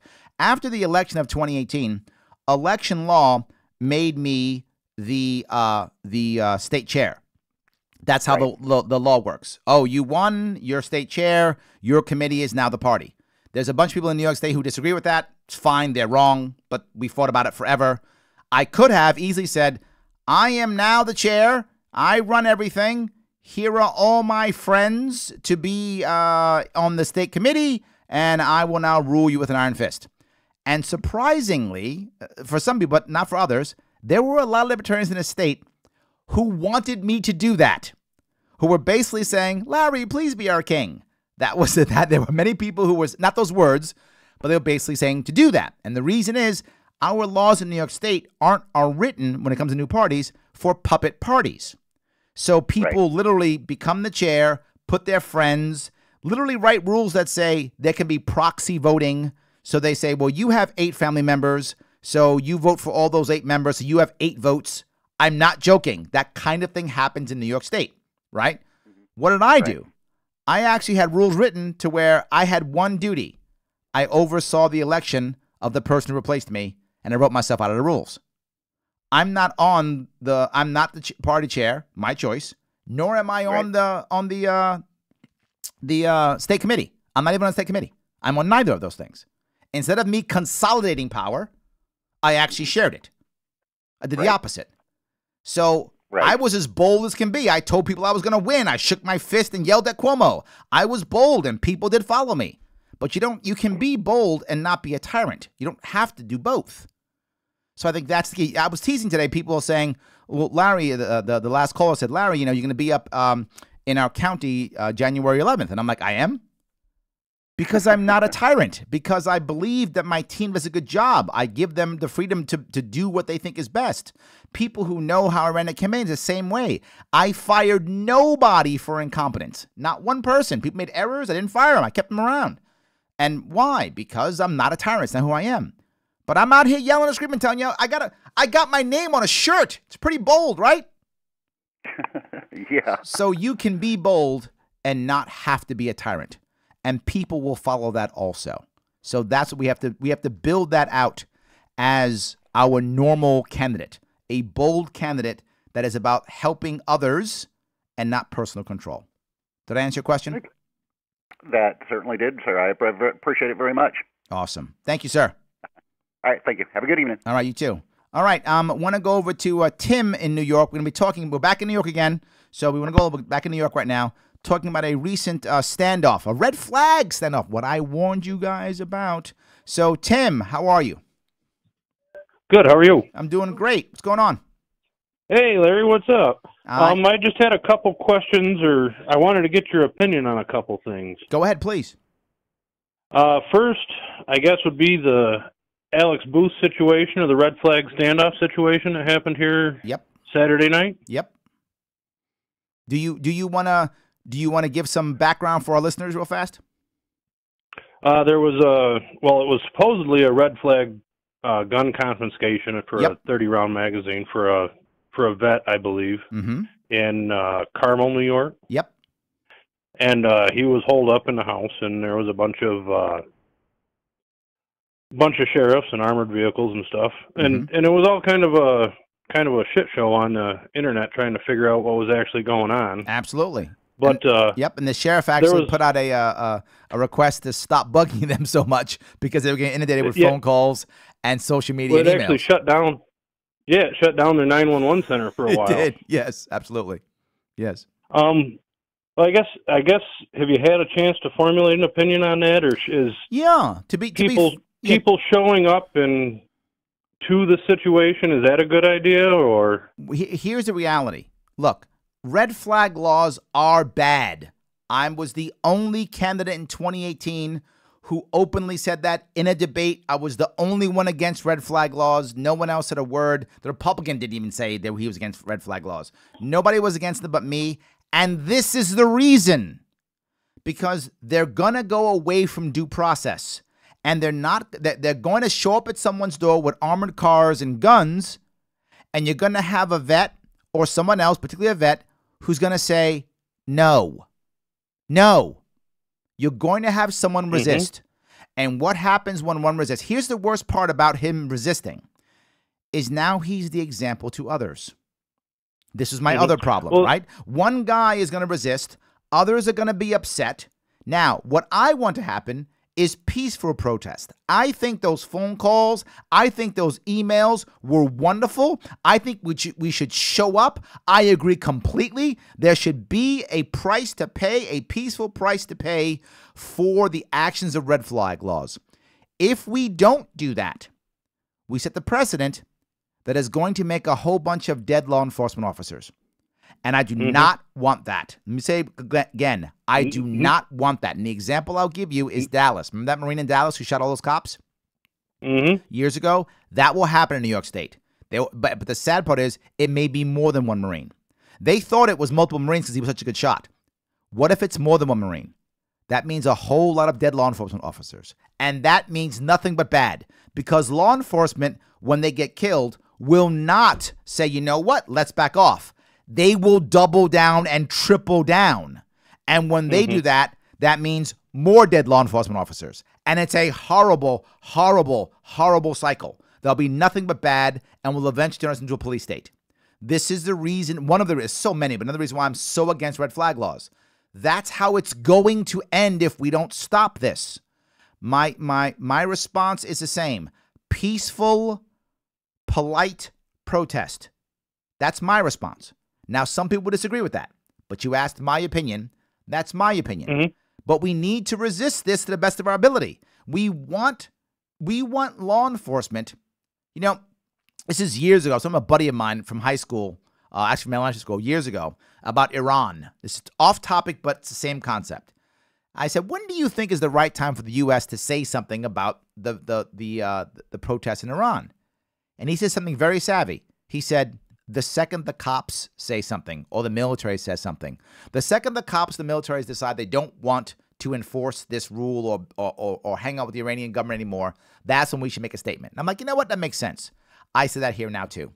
I want cops to say, Governor, we don't want to enforce these red flag laws.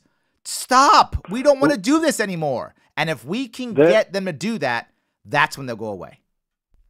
That ties almost in perfectly to my second question or matter of your opinion is the Bridget Tojek situation here in Allegheny County. This one I don't know. Explain this one to me. The first one I know, this one I don't. Here in Allegheny County, there was a justice that said something against another justice who happened to be the one who issues the pistol permits here in Allegheny County. Ah, okay. So because he was not happy, he revoked her pistol permit. Yes. This was Steve Filano and the other DA that's retiring here, or the other attorney that's retiring here soon. Yeah, Ostrowski. Fought this here in Allegheny County. Yep. Ostrowski and Filano. Yep. Yep. And so I was just wondering if you had an opinion, like, should me as an Allegheny County voter put pressure on our DA and our sheriff, who supposedly come out as 2A supporters? I mean, they've made statements to 2A WNY and such. What may be the appropriate channel to take for that, or what's your opinion? There are two things we want to work on, and you'll find that the more hardcore libertarians will often disagree with me on this. But here's what I want you to do. When people, libertarian or not, when they do something that we agree, praise them and give them the respect due, right? Give them credit when it's due. If some DA, Democrat, Republican, I don't care what, says, I don't want to enforce a red flag law. Yay! Well done. Thank you. You're amazing. We're on board, right? I talked about this here in Queens, and for some of you, this will sound crazy, but we had someone running in Queens, a DA running for DA in Queens, by the name of Tiffany Caban. Tiffany Caban is literally, well, was, I don't know if she is now, she was a member of the DSA, the Democratic Socialists of America. She was for all kind of socialistic stuff. So why in the world would I want to support her? I think now she's part of Working Families. Why? Because she was running for DA, and a lot of her policies when it came to criminal justice were totally linked with the Libertarian Party, and we didn't have a candidate. So would I have supported her? Of course I would have, right? And I gave her credit. I told people, I'm glad she wants to end bail reform. I'm glad she doesn't want to put people in jail for these crazy things. I'm glad she doesn't want to put people in jail for marijuana. I'm glad. Well done. And this is literally a socialist. And I was saying this is well done. Good. I'm with you here. When you do that, others decide to step up too. Most people step up because someone else steps up. It's the idea of no one says anything until someone says something. We have to be that person who steps up, regardless of whether they are Democrat, Republican, whatever. If they're saying something right, get behind them. Reward good behavior and politely protest bad behavior. If you politely protest bad behavior and support good behavior, more people will do that. So yes, I think pressure is a good idea. I know some people got upset with the 911 situation, but you know what? I think it was worth it. Because even though some people might have had delayed responses, and I know that's hard if you were that person who had delayed responses, and if you are that person, I do feel bad. At the same time, these red flag laws and these standoffs are just going to get worse. That's going to happen because prohibition, let's see, has worked. Never. So it's never worked. Yep. This isn't going to work either. It's going to get worse. And if we do it politely, we can get the law enforcement to save face and to just back off. If law enforcement starts getting hurt, that is a bad thing for everybody. Nobody wins when cops get shot. That is a bad idea. Nobody wins. I don't want that to happen. Instead, let's let the law enforcement back off and go, you know what? I don't do this anymore. I'm not going to be part of this. That's what I want. Did I answer your question?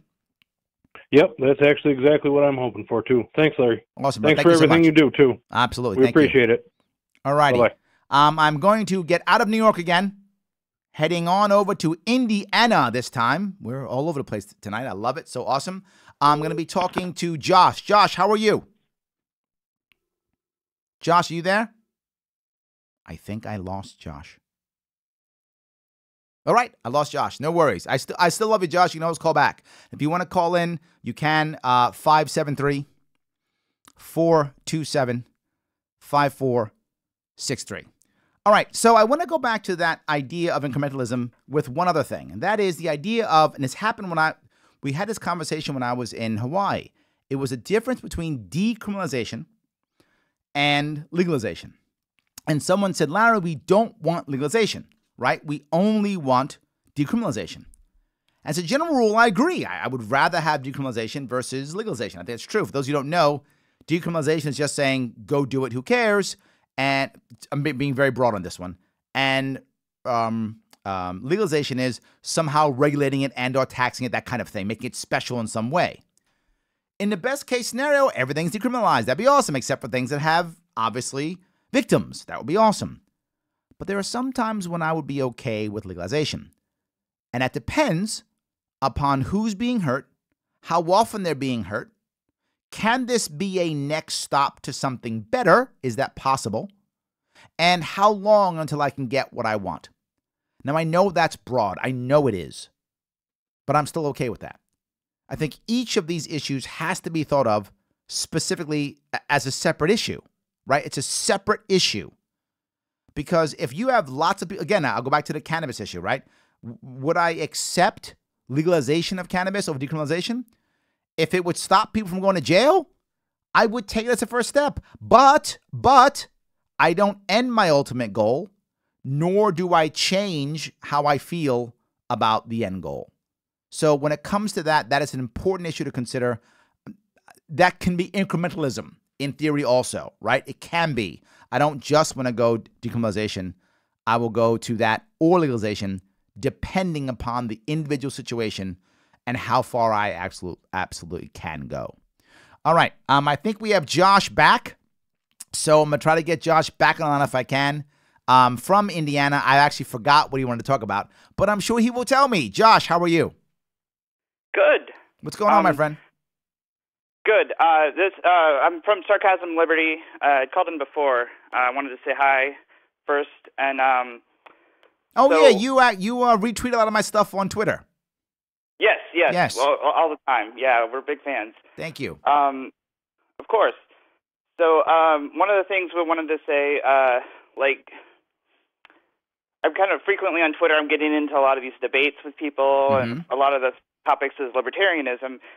And a trend I've noticed lately is, I'll make a point on libertarianism, and a trend I noticed lately is, a comment I get back is, well, this is why nobody takes libertarianism seriously, or this is why you're irrelevant, or something like that. And then we're like, well, it's getting more and more popular. Like, why would you think that? It makes no sense, Like we're growing. That's a defense mechanism. That's all that is. Yeah. It's a defense mechanism because they realize it does matter, right? This is why we've made the changes in New York State. The changes in New York State are to try to keep us down. It's not going to work. We're actually going to keep getting strong, but they're trying to react. A lot of libertarians are upset about New York State, how we're changing the ballot access rules. I'm not. I'm actually very happy. It means we're having impact. It means we care, right? Remember something. The opposite of love is not hate. The opposite of love is apathy, meaning they don't care. Yeah. When they get mad and yell, we're winning. This is a good thing. I hope they keep saying that because maybe it'll be trending. I love that idea. Well, yeah. Well, like one of my things is I would say just my general, my last thought for you would be, or my last question, I guess, to offer you would be, kind of moving forward would be like a general, what would be a way to possibly kind of try to change that perception that they have in general towards us in the next year? Yeah, there are general rule two things. One, lean into it, right? Just lean right into it. Yep, we're so irrelevant, you keep talking about it. Please keep telling us. Hashtag libertarianism is irrelevant. Love it. Irrelevant libertarianism. Yep, hashtag it. Hashtag it on every single thing that shows we're winning. Hashtag, that's option one. Hashtag the hell out of it. Lean into it. Let them call you names. Keep moving on. Option one. Option two, don't even bring it up. Instead, just keep providing solutions. If you notice, I rarely talk about the concept of libertarianism. I just give you libertarian answers. Most people, when I'm talking to them, if they don't know who I am, when I chat with them, most people think I'm their political party. So whatever, if they're Republicans, they go, oh, you're a Republican. If they're Democrat, they go, oh, you're a Democrat. Because they agree with me, right? I give them solutions they like, so they just believe I'm whatever party they are. When I say I'm libertarian, they go, what? They can't believe it. So two ways. One, just ignore them and keep giving solutions. Two, lean in We're irrelevant, whatever, and here's all the stuff that goes on. That I love that idea. Whichever one you think it works best. Awesome. Thanks. Rock on. All righty. Appreciate it. Have a good one, brother. All right, you too. All right. I'm going to head back to New York. Yes, I started in New York. It looks like we're coming towards the end. I'm going to end in New York, heading back to New York. Talking to Nate in New York. Nate, how are you? Nate, you there? I think I lost Nate. We've lost 2 people tonight. What am I doing wrong? I keep losing people. Sorry about that, Nate. Anyway, I wanted to talk about that idea of incrementalism, as I mentioned. The last piece of incrementalism I want to bring up in these last couple minutes is the idea that someone else brought up, which was the idea of other people running and winning, and when they win, they aren't the perfect libertarian, or they aren't a good libertarian, or they may not be a good libertarian. This is kind of interesting what someone else brought up today also. This idea of when that happens, and it will happen, is still good. Take the victories of those who aren't perfect over no victory. Does that make sense? Take the victory of someone who's not perfect over no victory. But Larry, are you giving in to your not having principles, or giving in? Are they making us look bad? All those things. They're elected. What are you going to do? Does it make sense to shake your fist at them? Is that the answer? I'm going to call them out. No, you're not. You're changing nothing. You're not helping. If someone has won and they're not the right libertarian in your view, great. Get rid of them next time. We have a massive advantage.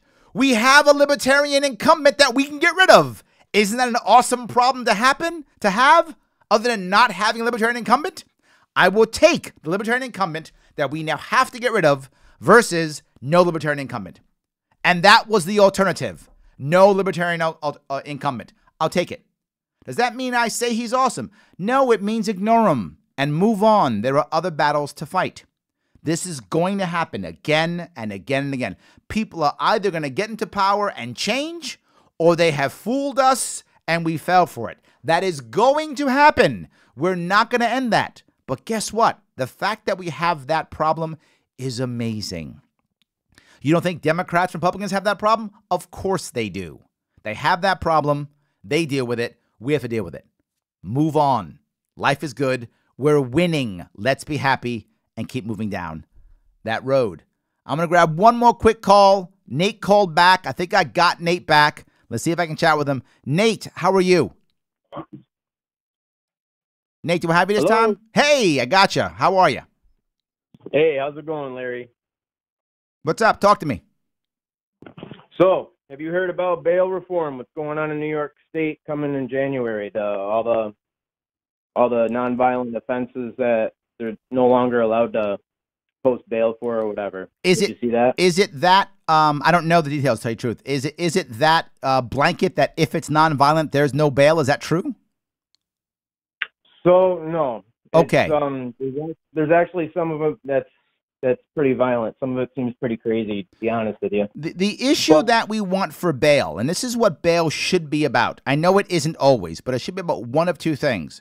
One, is there a realistic chance for someone to flight? Are they risk of flight risk, right? Will they bail and leave the country or leave the state? Is it realistic? If that's the case, I get it. You want to put bail. Makes sense. Totally makes sense. Two, is the person a threat to someone still on the outside? Are they a threat to somebody on the outside? If they are, I get it. Bail makes sense. But if there's no threat at all, realistic, obviously reasonable, and no chance of flight, why the hell do we have bail? Right. Am I making sense? My idea about it was always, why does it matter if you don't have money, then you're going to sit in the cell. So if you do have money, you can walk. So I figure if you can walk, if you're that safe to be out in the street, if you have money, then you're just as safe if you don't have money. Well, the thought process is, and it may not be accurate, but the thought process is, if I have money, right, and I give that money to the state, and I leave, I lose that money. I have something to lose, so I'll stay and go through my trial. That's the logic behind it, right? If I don't have much money, well, then I don't really have anything to lose, so they better put me in jail. Otherwise, I may flee the state. I may leave. That's the logic behind it. I'm not sure that's accurate, but you see what I'm saying? Oh, it's flawed logic, yeah. Yeah, but it's not supposed to be about the money. It's supposed to be about, is a person going to leave, or is the person a threat to someone on the outside, right? And the logic, again, is if you have something to lose, you won't go do something stupid. If you have nothing to lose, you might. That's the concept. But what winds up happening is the poor people get screwed. I remember you talked a lot about bail reform when you were out on the trail. Absolutely, because I don't want poor people getting screwed. I get the logic, and to be forward, as many things in government, the idea or the intent behind it is good intent. It's a good idea. It just winds up hurting poor people. Right.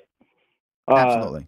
I know I've seen that there's a lot of opposition towards it right now. There's sheriffs are fighting it, and COs are fighting it, and all these people are fighting it, saying it's going to be a ton of work and yada yada yada, big headache. And yeah, what do you think about all that? It might be, but I think rights matter, right? Rights are very often a headache. I think it's true. People's rights are very often a headache for the government. That's true. They're right. I'm not saying they're wrong. It doesn't mean that we shouldn't still do it. Right? Anyone's rights can get into my way. That's a headache. Absolutely. But you still get your rights, even though you may annoy me. Amen to that. All right, my friend. I'm going to let you go. Thank you so much for calling. Yeah, have a good night. All righty. Have a good one. Bye. All right, guys. I want to say thank you so much for this evening. I'm very happy that you guys had the time to spend with me this awesome Monday evening. 2 hours. Many of you, thank you. Those you don't, remember, you can always go on Anchor FM/Sharpe Way. Head over there to the Sharpe Way Show and listen to this. If you want to listen to it again, head over to sharpeway.com for details and support us if you can. If you like what I'm doing, and I hear so many of you are talking that you do, head on over to patreon.com/sharpeway and give what you can give now. This matters. This costs me money and time as everything else does. Support me so that I can keep doing this. Support me so I can keep giving you this. If it's valuable, then pay for it if it's valuable. I'm trying to give you value, so give me some money so I can keep giving you that value. It's patreon.com/sharpeway. All right, guys, I want to say thank you once again, and I will talk to you all next week here on the Sharpe Way.